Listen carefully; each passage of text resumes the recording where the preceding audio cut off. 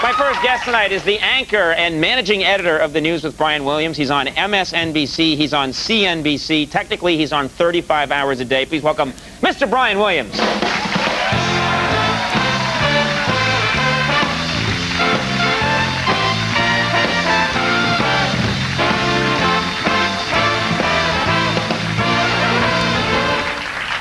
How are you, my friend? I'm fine, thank you. How are you? Yeah, you're here on a big night? I've said it before. Yeah? Not only are they the best damn band in show business, ladies and gentlemen, they are led by a great man. The Max Weinberg said it.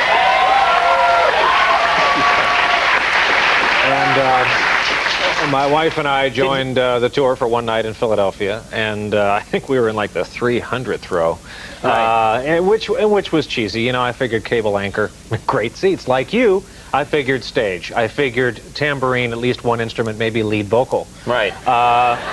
But it didn't happen. Which song would you have chosen? Oh, I think any number of them. I have a song. I played with the band before Max joined, and is that true? Yeah, as my drumming you can hear on Thunder Road, and the Asbury Park album is all my work. All your stuff. Yeah. I recommended him for the role, and I get treated like this. So, Did you have a good time at the show though when you? Oh, I had a great time. Long-time Jersey guy, so Bruce is very special to my wife and me. Mm-hmm. Yeah, he doesn't know that. Don't break it to him.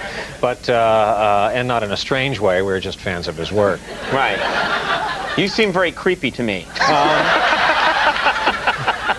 Thanks. I've just got my finger on the pulse of the audience, and I think that's the vibe you're putting out. You're a stalker. You're a weirdo. Thanks.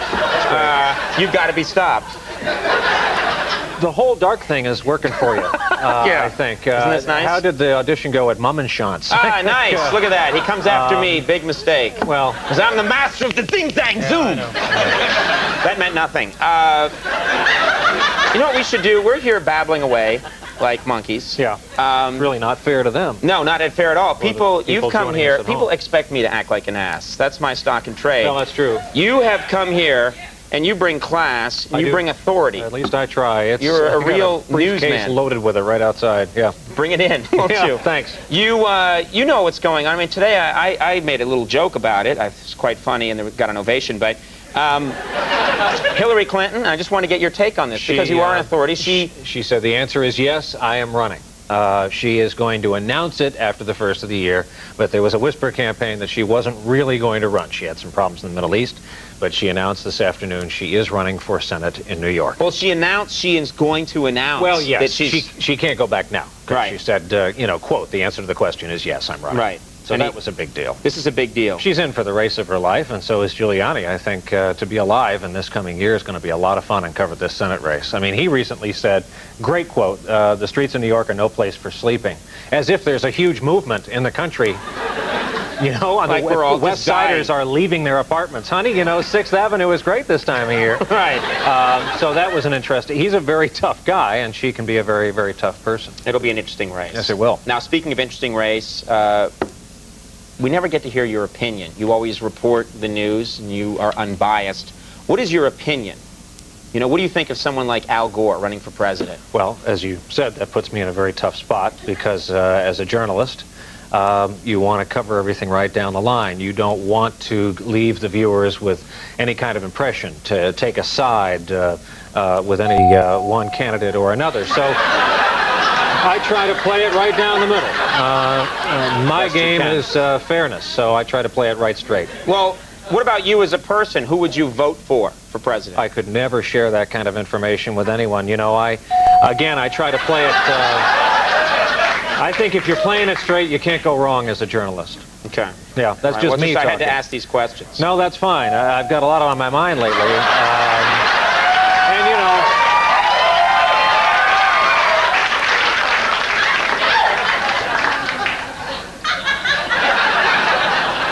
I've had a lot on my mind lately. It's been a very stressful time, and I'm... It's been, you're coming apart at the seams. Stable, as I mentioned. I was reading up on you today, and I'm thinking, I got to ask this guy. I've known you for a while, and you seem like a decent sort. Something you haven't been asked before. And then I'm reading up on you, and I realized that you attended an all-girls... You lived at an all-girls college. Let's get this straight. You Yes. didn't attend an all-girls college. I went to Catholic University in Washington. Right. For a very brief time. And I got there and I registered late. I just forgot that September is when you had to be there. So Right. they said, we have no dorm space left. There is Trinity College across the street. 700 young women.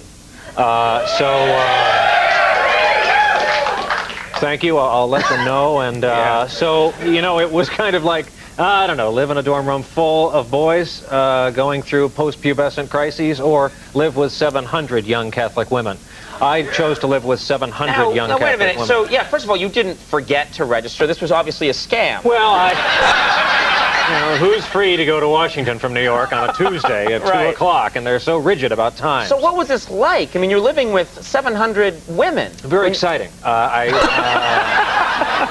I didn't do well academically. I was more of a dorm monitor over there. They needed, they needed the security. The place was like a sieve. Anyone could get in there. Right. So, starting you were sort of the John Ritter. Starting the moment those girls woke up to tuck-in time at night, by God, I was all over them with security. Now, how did you play it in that situation? How did you play it? Did you play it like Everybody's favorite wacky uncle? Yeah, you know? exactly. The thing to do is appear non-threatening, right? Absolutely. I told them I was Jewish and that I was just there as a hallway monitor. Right. Now, I'm loving this. And were you single at the time? I was. Well, no, yeah, I was married in college. What do I look like to you? No, I was... Well, I thought maybe you had a steady girlfriend back home. You were always writing, "Dear Thelma," you know. I developed one with an elaborate marketing scheme at the college. Right. I selected one. Right. Was limited to one back in those years. Of course, so much has changed. These young people don't realize how lucky they have it.